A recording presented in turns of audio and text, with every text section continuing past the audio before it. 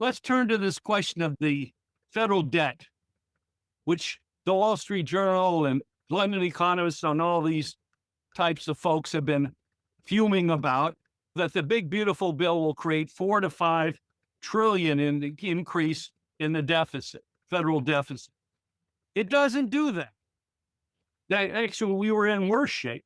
In 1951, U.S.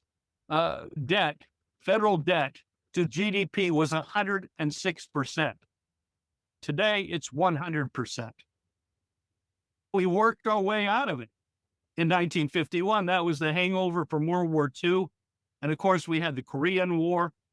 But we worked our way out of that. You can parse that in a lot of different ways. The point is, we worked our way out of it. And of course, Alexander Hamilton and George Washington reorganized the debt of the United States, and we worked our way out of that starting in 1790. We've done this before. So there's no question that we can do this over time without drastic deflationary, recessionary processes being set in motion. We can manage this. And that's what Trump is out to do. Look, the Wharton School, Wharton-Penn model do not count economic growth into their projections. Treasury Secretary Besson said the other day that the Congressional Budget Office was figuring something like a 1% growth rate. So the figures they're coming out with are phony, because it's through economic growth that you pay off the debt. If you say there's no growth, surprise, the debt is there and it isn't reduced. And so you have these people running around with this fake story.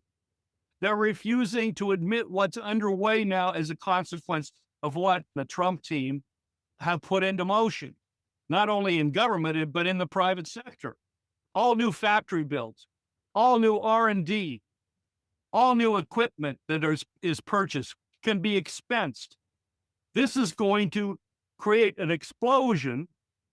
Actually, it already began. It started to show up in the figures in March in terms of factory utilization and investment in new capability, equipment purchases, and so on. This is going to create an explosion of growth, of employment in high wage areas, growth in the U.S. economy. Further, this is how you pay off the debt. This is in the big, beautiful bill.